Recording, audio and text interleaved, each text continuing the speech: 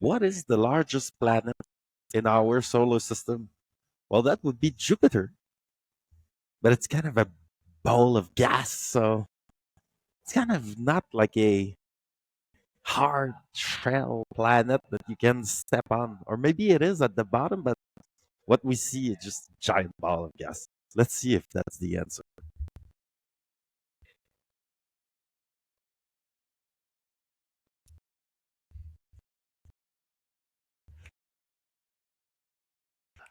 Answer Jupiter. Explanation: Jupiter is the largest planet in our solar system with the diameter of about 86,881 miles. Miles. Whatever about miles, man. 140,000 kilometers. It is a giant, this is a gas giant, as I said, composed mainly of hydrogen and helium and has a strong magnetic field. Ah, like Earth. Jupiter is known for its great red spot, a massive storm that have been raging for at least 350 years.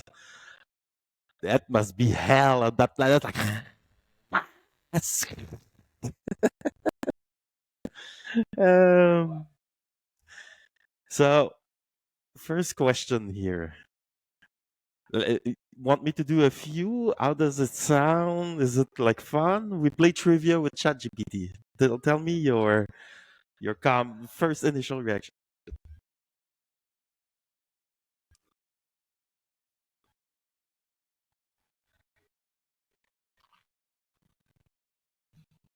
It's cool. Well, it can be clipped and like sprayed all over the internet. Um, so let's do a few more. In what year did marker? Let's say.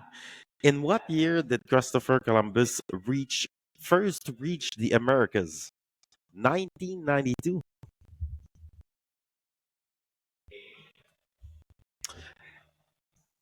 Christopher Columbus reached the Americas on October 12th, 1992, when he made landfall. Landfall? Is that a word? When he made landfall in the Bahamas. His journey across the Atlantic Ocean was sponsored by Queen Isabella I of Castile and King Ferdinand II of Aragon of Spain. The power couple, they like so much happened, like they reunited Spain because it was two things like separated in the middle. The north was something, the south was something else. Then they united that. Then they took back Granada, which it's a city south of Spain with like castles that is like all the stuff in that city. They're more um, like North African in nature because the Moors, I guess in English, they had conquered the southern part of Spain, like crossed by the gap and conquered like that. So they reunited Spain and then they took back Granada all the way, like pushing them back, like across the strait to Africa, to Morocco there. So uh, they did that. And then they funded the trip for Christopher Columbus to discover. It was actually there. Like, all right, let's like buy you three boats and 10,000 people. Let's go see, So they will be remembered. Continuing the explanation, Columbus exploration is often considered the beginning of the European exploration and colonization of the Americas. Fantastic. So there was another. Is it kind of like kind of because I can do this for hours. It's just like ask me and tell me stuff. So that's cool. Like that's a greatest use of ChatGPT that I've done so far. Wow.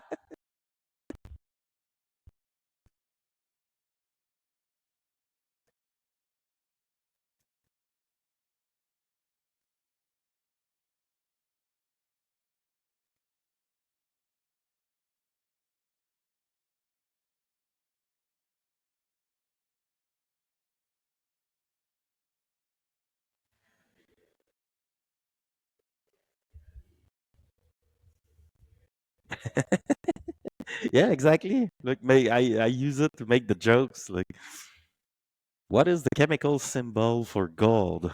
That would be AU, I think. Is it AU? The chemical symbol for gold is AU, derived from the Latin word aurum. My God.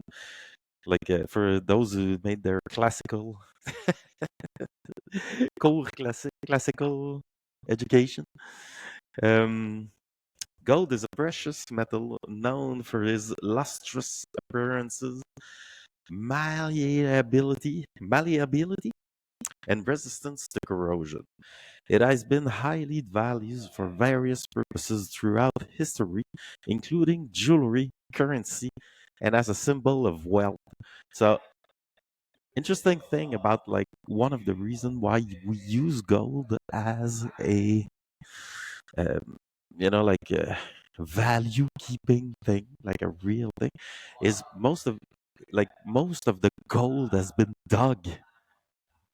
We think so. Like that's the bet.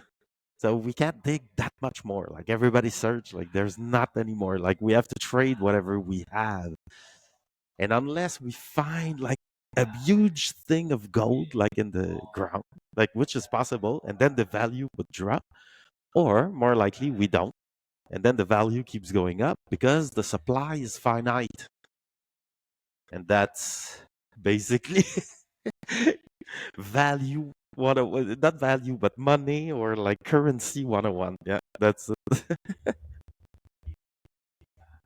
I want another comment. I want another comment. What can I improve? Like, how does it look?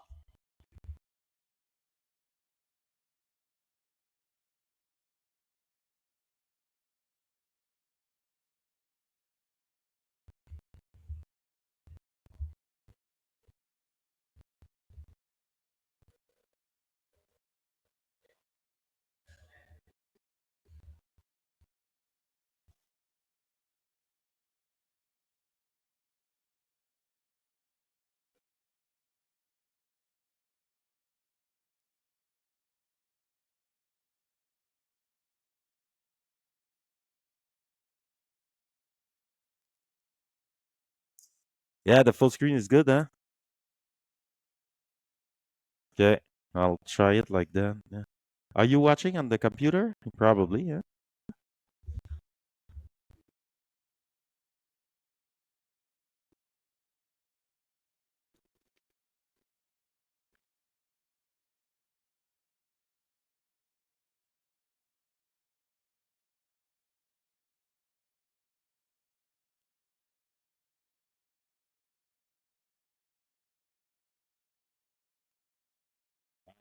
Better.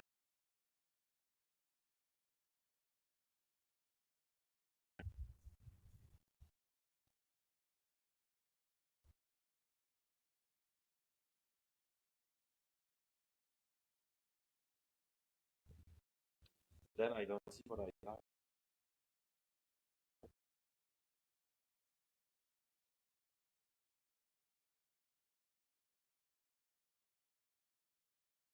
Which planet? Uh, which planet is known as the red planet? That would be Mars, wouldn't it?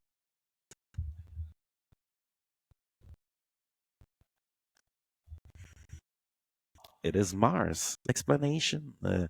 Mars is often referred to as the red planet due to its distinct reddish appearance. The color comes from iron oxide or rust. It's a big rusty planet on its surface. Mars is the fourth planet from the Sun in our solar system and has been a subject of fascination for astronomers and space enthusiasts. It is a target for future human exploration and has been the focus of numerous robotic missions. So, a few things to note for my like here. Um, I didn't know it was rust. That's pretty cool. That's pretty cool. Um, so it has been a subject of fascination for astronomers and space enthusiasts and space entrepreneurs, I might add. And um, I am curious to know if, like, it is a aspirational goal of Elon Musk to reach Mars, like as a method of management. I'm guessing it is. It's also kind of is like we have to go there, you know. But there's Jeff Bezos, the who is a space entrepreneur, and his vision.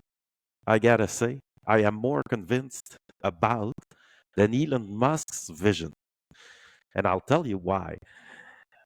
To me, like a spaceship is the same as a boat. It's a piece of metal that you bring around with you to help you survive in a place that you're not remotely made for, space or the sea. Okay. And then I had like an old boat always breaking down, and I am sure that's like right now the space station. That's it. It's everything breaks all the time. They're all fixing with duct tape everywhere. It smells like shit. So like having a boat, you know, like and so let's say if we were to go somewhere, it would be right there, the space, like close to here, because everything will break all the time. And then going like, yeah, at the end of the like a 6 month journey, let's are you fuck that? Most people will not do that. A 6 month journey, that's crazy on a fucking boat. It's like I'm an adventurer, and it really it was something. So some people will go like that's for sure, but most people they will prefer to stay in space, but you know, close to Earth. So we should focus on closer, like to here, like going to space and coming back. That's like the first mission. Fuck this thing where we'll go at the end of those. Like some will go, but most people will stay around here because if it breaks, like if our boat breaks in space, then we can get into our capsule and click, and then we fall down on Earth, arise with a parachute, like in a weird place, and we're like, hey, here's my passport. You know, how's it going? So that's my take on going to Mars versus going to space.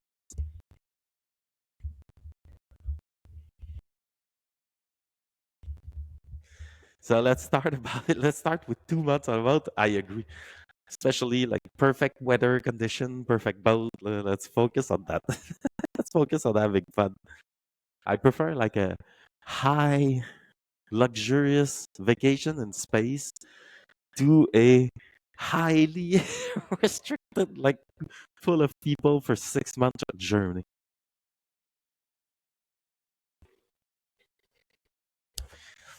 So next question. In what year did the United States declare its independence? So I think that's 1776, but it's around that those years. But the exact year, it is. So the United States declared its independence on July 4th, 1776. This historic event is commemorated as Independence Day and marks the adoption of the Declaration of Independence, which was drafted primarily by Thomas Jefferson. The 13 American colonies proclaimed their independence from British rule, leading to the formation of the United States of America. Well, yeah, that's pretty much like this was the period where they all sat down and were like, all right, what are we doing? You know, that war is over. So I would say that the most like historical thing is what happened before that. This is a bunch of guys sitting down and talking shit, you know, like that's cool. But after before that, there was like soldiers from Europe and like guys in rags, like with pitchforks and shit. Oh my god! So that's it. 2 days, not 2 months. Yeah, I agree. Let's start with one actually, or not even one night, you know. It's not by one afternoon. The dead will expand from one afternoon.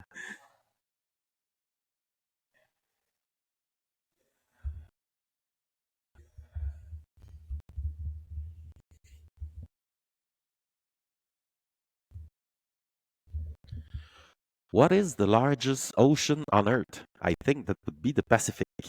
Let's see.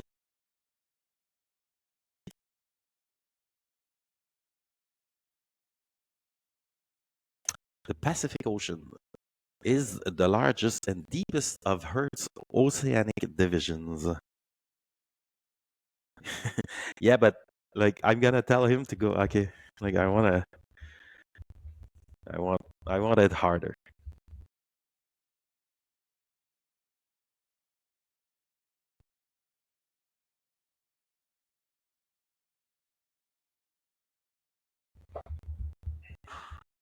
Let's try harder.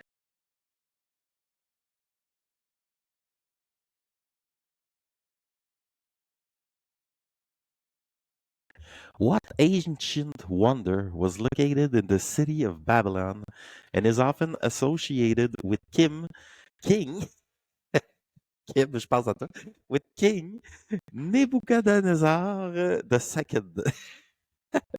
Well, that will be in French, les jardins suspendus de Babylone. So I'll say the suspended gardens,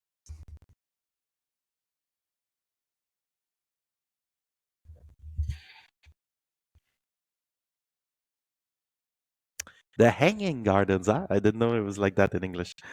So the hanging gardens of Babylon is an ancient wonder that is believed to have been located in the city of Babylon near present day Elia, Babil in Iraq. Although there is some debate among historians about the existence and exact location of the gardens, they are often associated with King something the second. According to ancient accounts, the gardens were a series of terraced gardens with a variety of plants and trees, creating the impression of a lush, elevated green oasis.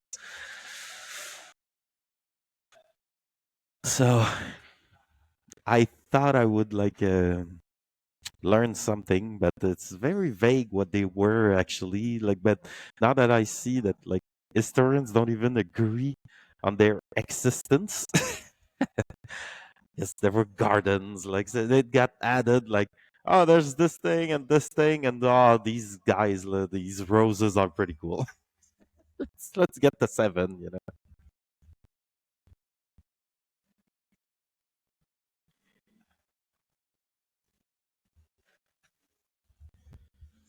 which element has the chemical symbol Fe and is commonly known as in hemoglobin, the molecule responsible for transporting high oxygen in red blood cells. That would be fire in French, iron.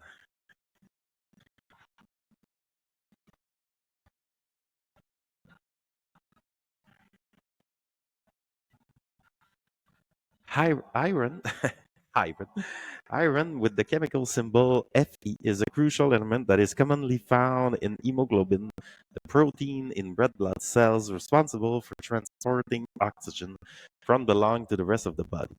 Iron is essential for various biological processes, including oxygen transport, energy production, and DNA synthesis.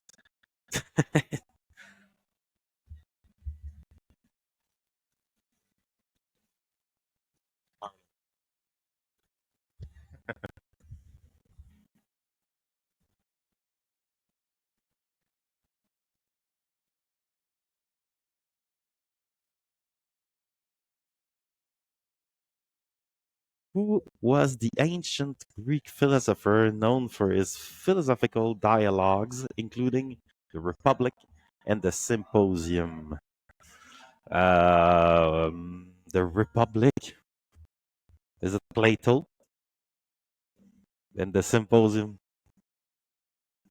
it's Plato or Socrates or I don't know. So, yes, Plato.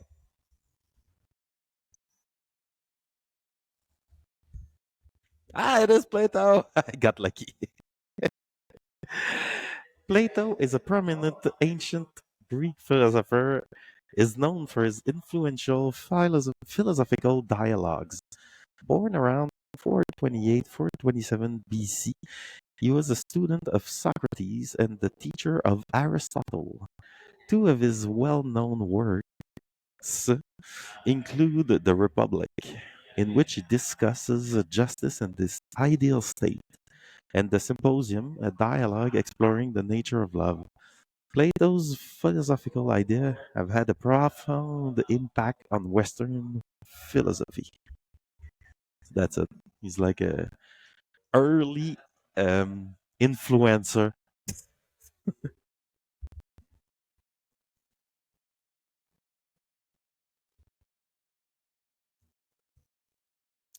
In what year did the first successful manned moon landing take place, and which astronauts were part of the mission? So, mm, there would be Neil. First, it's 69 or 73 or 71.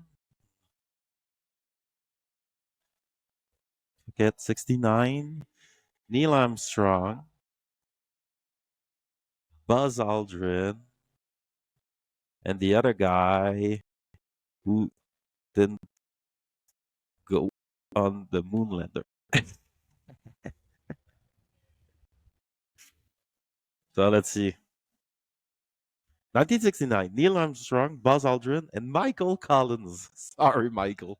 Sorry, Mike. Oh my God. The first successful moon landing occurred on July 20th, 1969, during NASA's Apollo 11 mission. Neil Armstrong and Buzz Aldrin became the first and second humans to set foot on the lunar surface, while Michael Collins piloted the command module in lunar orbit. Armstrong's famous words, "That's once more step for man, one giant leap for mankind," were spoken as he descended from the lunar module to the moon's surface. This historic event marked a significant achievement in space exploration. So, one thing that everyone should watch, there's two things. So, there's the original and the movie version. When they go from like they were in space, kind of like turning around the moon, and then they like add two things, two module that one disconnected and was going down to the moon, and the other guy stayed in one that continued circling around the moon. Okay, so the two guys they get in, but then they had like no real idea of like exactly the surface, how to land. Like they had practice stuff, but it was like, oh my god, it was shady stuff. So they got in, like, they got down, and then you put like your thrusters, like kind of like you're circling. So let's say you're going in that direction, the moon is there. You put your thruster, like kind of brake for to break you, and slowly by breaking you, you start to fall on the surface. That's kind of like so you try to fall slowly to the surface. So they get down. There's these guys in Houston like smoking cigarettes like crazy, like listening on the comm. And they're like, okay, we're ready to go, like we're ready. Are you ready? Everybody's ready. Okay, we're ready. Then it was like Buzz Aldrin, he was mainly on the communication while Neil Armstrong piloted the thing like, And then there is a recent movie about Neil Armstrong. The scene is incredible. And the OG version, which is available on YouTube, they put together, but they had no camera, so it's mainly audio. Like so it's more like a podcast, really, than a like video work. But you can check also like the movie to get like a cool idea of what it was like. And he ended up landing it like a chief, like bam. That's it. He had like something like 5 seconds of fuel left. And they're like, okay, 20 meter, you have like 10% fuel. Okay, 10 meter, you have 5% fuel. And then cut off. Bam. Oh shit, we're on the moon. That's fucked up shit. Like, what a crazy experience for somebody to live. Ay, ay, ay. That's good. That's good material. That's good material. I think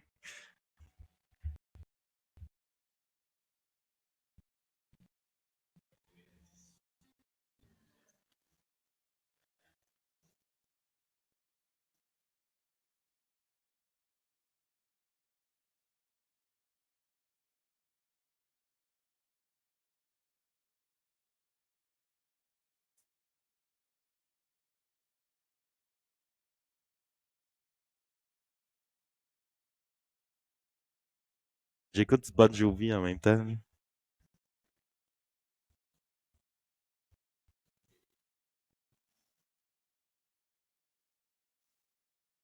Yeah, Buzz Lightyear. Yeah, it was probably in homage to Buzz Aldrin.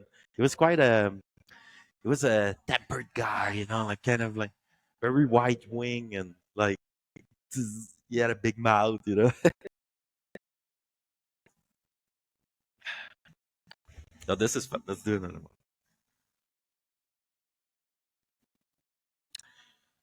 What is the smallest bone in the human body and where is it located? Oh, now we've reached the limit of my knowledge. So the smallest bone,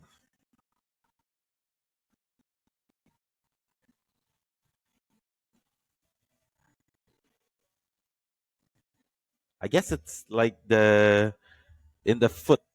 I sense it the foot.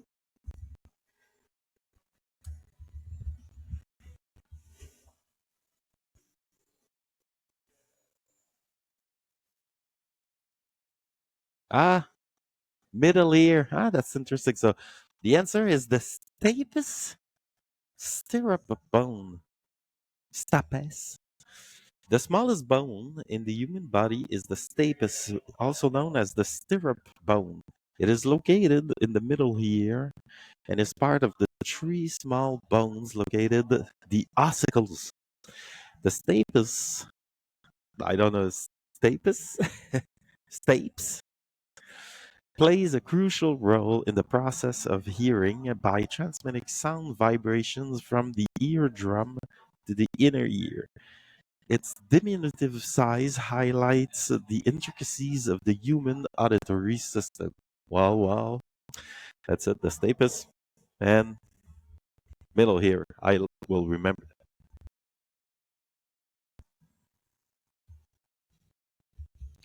Which ancient civilization built the city of Machu Picchu, and for what purpose is it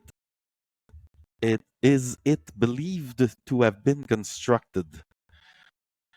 It was the Inca, like was the great big civilization down there at that time. So they built it, I guess. And for what purpose is it believed to have been constructed? I am not sure, but like war, hiding from war. That would be my guess.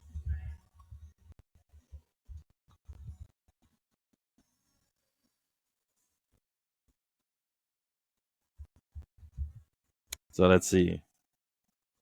Ah, interesting. So it is the Incas, and it was as a royal estate or sanctuary. Ah, so it was like a travel destination. That's pretty cool.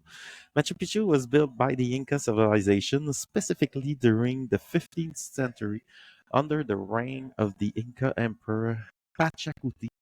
While the exact purpose of Machu Picchu is not definitely known, it is believed to have served as a royal estate or sanctuary for the Inca elite. Some theories suggest it may have been a retreat or ceremonial center, contrary to the common misconception of it being a hidden city to escape wars. So that's it. We stand corrected. It's more likely that Machu I stand corrected. It's more likely that Machu Picchu was strategically located for religious and ceremonial purposes. Damn, it's hard to speak English. All right, interesting stuff. I've never been. Let's add it. Let's add it to the bucket list, baby. I want you to play piano. I want to play piano too. I want to play piano. I can't wait to have my little toys. I with my little paws, I make little sound for you. Bling, bling, bling, bling, bling, bling, bling, bling. Add it to the list, baby.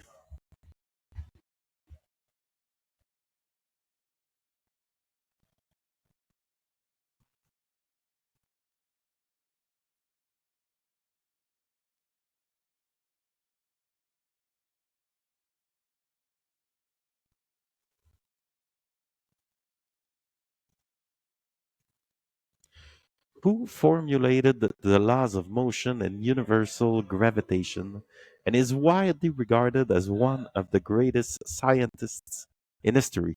Well, that would be Newton. You know who was a big fan of Newton? Newton. So Einstein. Einstein was a big fan of Newton. And then he ended up like proving his theory wrong, kind of like not completely wrong, but there's classical, but there's more precise. Einstein is more precise. So Sir Isaac Newton formulated the laws of motion and universal gravitation, born in 1643. I'll show the other question.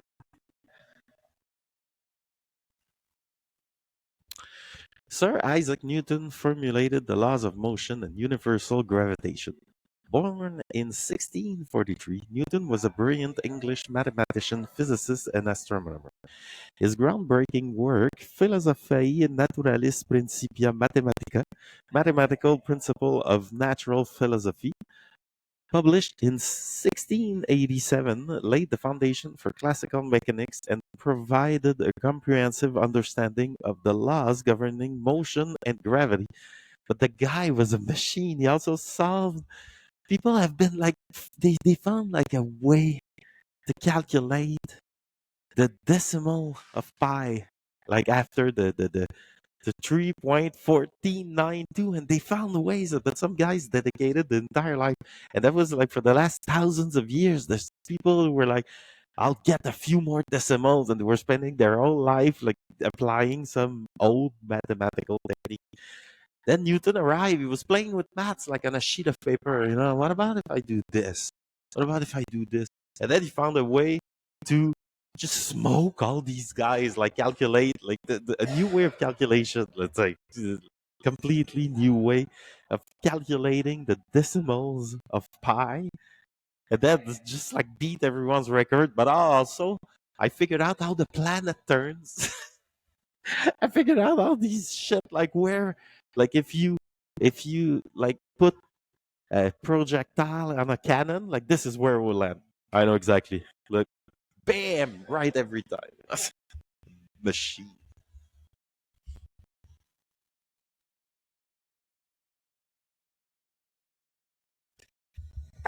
It's an exception with your Einstein hair.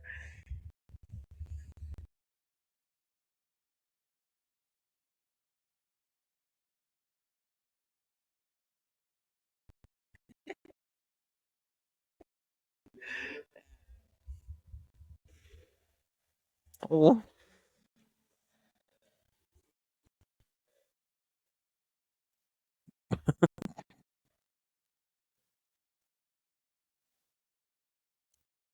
What is the largest organ in the human body? Mm,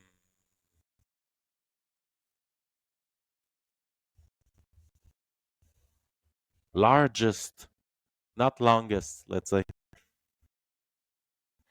Lungs.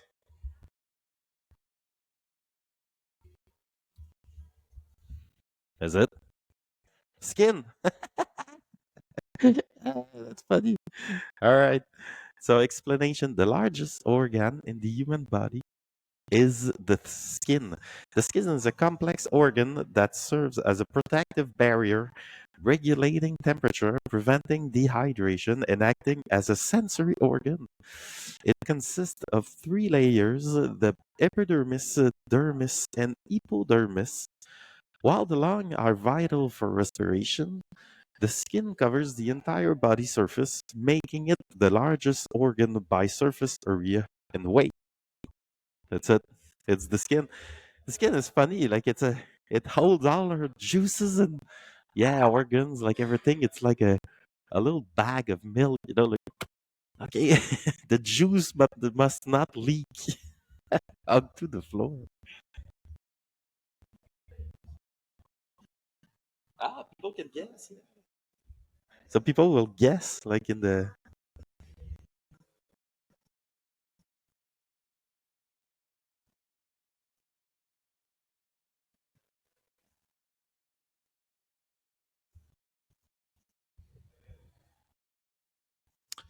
which planet is known as the morning star and the evening star due to its visibility in the early morning and late evening skies?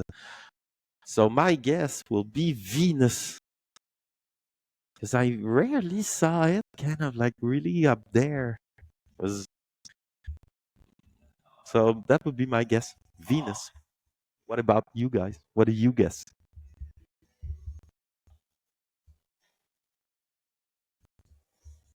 It is Venus. Venus is often referred to as the morning star when it is visible in the eastern sky before sunrise and the evening star when it is seen in the western sky after sunset. This phenomenon is due to Venus's orbit around the sun, which position it at certain times on side or opposite side of the sun as seen from her. Venus is the second planet from the sun and its brightest natural object in the sky after the moon. So it does make sense. Like, I mean, we're turning around the sun, but Venus is turning closer to the sun than us. So it cannot be there. Like, there, I'm looking at space. It can't be away from the sun. So it has to, and there we see, like, Mars and Jupiter and Saturn, like we see them out there. But then Venus is always close to the sun. The sun set, oh shit, Venus is there, schlau. That's the North Star. You're so cute. I like your guesses.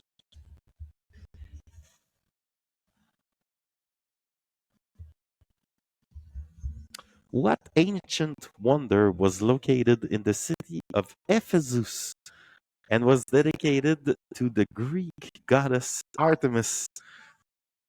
The seven ancient wonders. So there was the Colossus, the Rod, Pyramid d'Egypte, the Babylon Hanging Garden, le temple d'Artémis.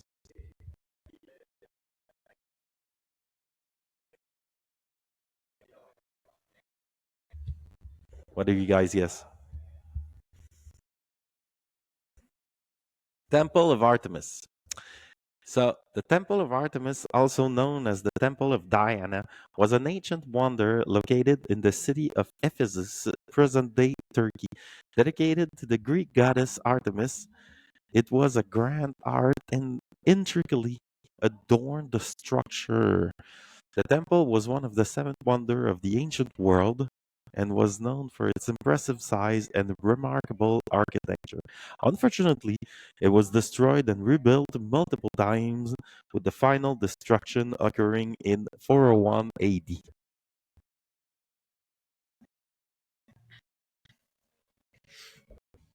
It was a good guess, baby, Acropolis. Um, so how many hours can I do this? Let me ask you. Can I do can I do 12 hours of this, 8 hour?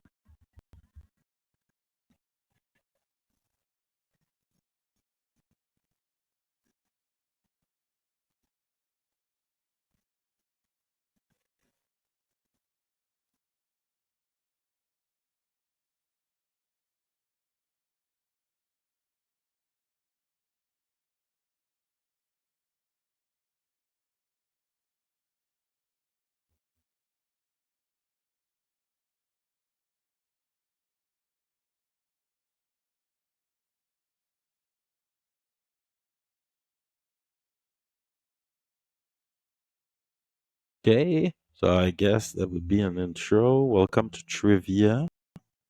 A so I'm not sure. That's yeah. I guess I have to trust the focus. Okay. Hey everyone, let's play trivia. So I've been experimenting and going on ChatGPT and playing with trivia, and I've been having a lot of fun, to be honest. Let's see.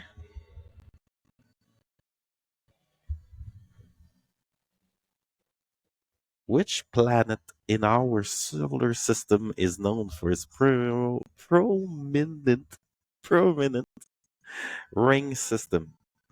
That would be Saturn, wouldn't it?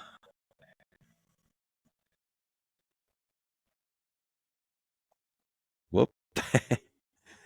So, explanation Saturn is the sixth planet from the Sun in our solar system and is renowned for its spectacular ring system.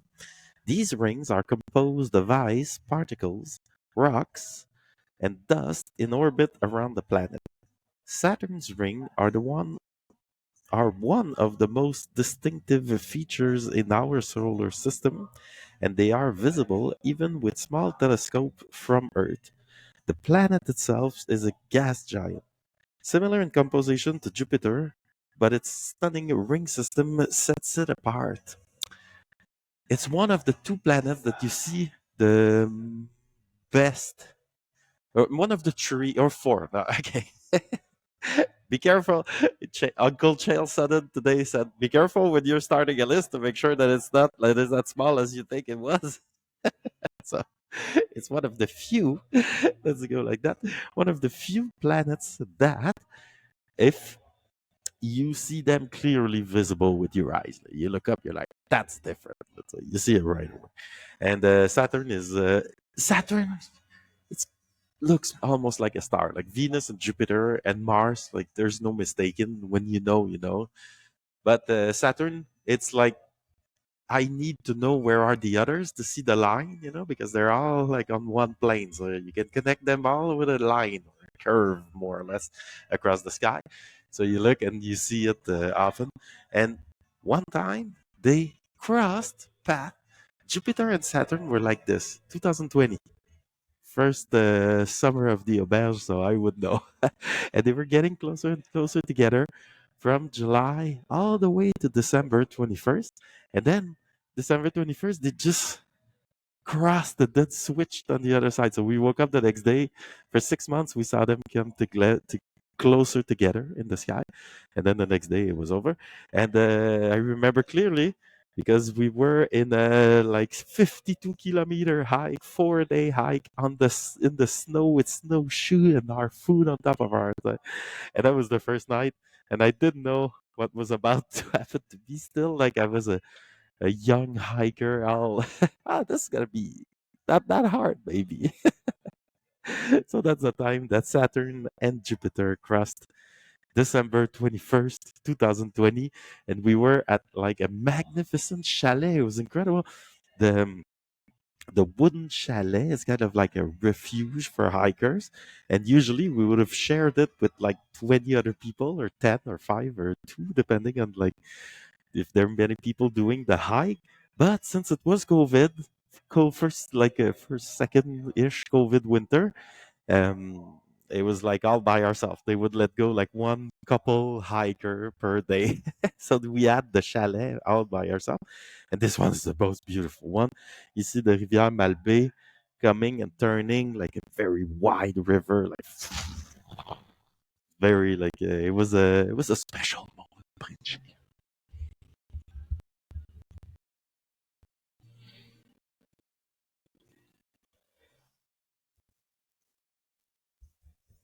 Which planet has the highest average surface temperature in our solar system, despite not being the closest to the sun? So that's quite a thank you for the hint, because I would have answered for sure it was Mercury being the closest. It is not. So I'm going to say Venus, the second closest. I mean, like, if I see the sun as, like a a fireplace, you know. And the closer you get, like it's very hot. And then sometimes like your leg are closer to the fire than your body, and your like legs are burning from the fire, and your back is quite cool, you know. So I see the sun as a fireplace. All the planets were all sitting around our little fire. And that's it. So my guess is Venus, because my guess would have been Mercury. So I'm very surprised. Maybe the composition. Let's see. It is Venus. Explanation. Venus holds the distinct. Okay, Venus holds the distinction of having the highest average surface temperature among the planets in our solar systems, despite not being the closest to the sun. This extreme heat is primarily due to the thick atmosphere composed mainly of carbon dioxide, which creates a greenhouse effect. There we go. The trapping of solar radiation by the atmosphere leads to a runaway greenhouse effect, resulting in surface temperatures that can soar up to around 467 degrees Celsius. And that's it. So, like, it's a layer of gas. The greenhouse effect's a layer of gas, and the sun beam, like they enter and then they bounce. It's like creates. We're stuck with that shit too on Earth.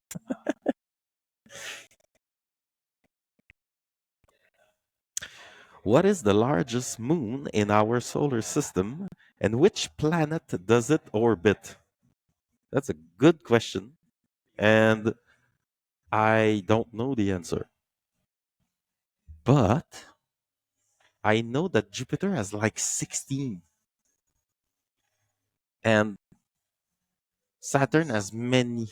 But Jupiter holds the record, I think, for like maybe not 16, a lot. And so I would guess one of those. But since I don't remember the name of, I remember the name of a small one that might have water, but it's not a big one. It's Europa.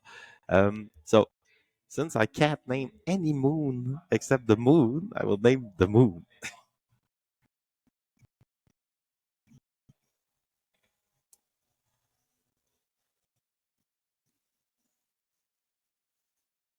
Ah, so Ganymede. The largest moon in our solar system is Ganymede, which orbits the planet Jupiter. Ganymede is even larger than the planet Mercury and is the only moon known to have its own magnetic field. That's interesting. Discovered by Galileo Galilei in 1610, Ganymede is one of Jupiter's four largest moons, known as the Galilean moons, and it has a diverse surface with both older, darker region and newer, brighter area. So that's it. Like Jupiter has so much mass, you know, like it's so big that it has so many stuff around, like turning around it. It's pretty crazy actually. They have like a planet-sized moon orbiting this stuff, and older, darker region. Well, they don't know that much. Huh? Wow. No, they probably know a lot more. I asked ChatGPT to give me a very like a shorter version.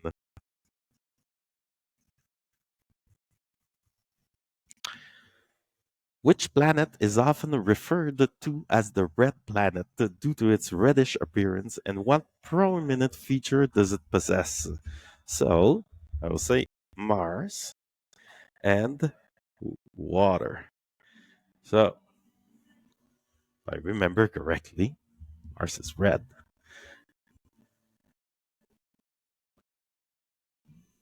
Interesting. Well, so the answer is Mars because it's red and it's iron in the sand. So it's rust. I learned it earlier with ChatGPT, and it's the rusty planet. I didn't know that. That was pretty cool.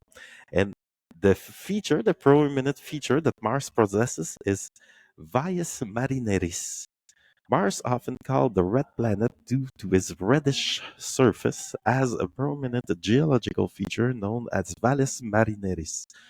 Valles Marineris is a vast canyon system that stretches over 4,000 kilometers long, making it the longest canyon in the solar system.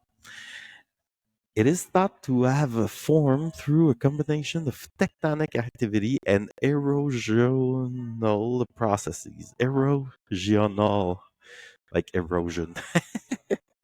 While Mars does have evidence of water in its past, Valles Marineris itself is a complex system of tectonic faults and fractures. So it's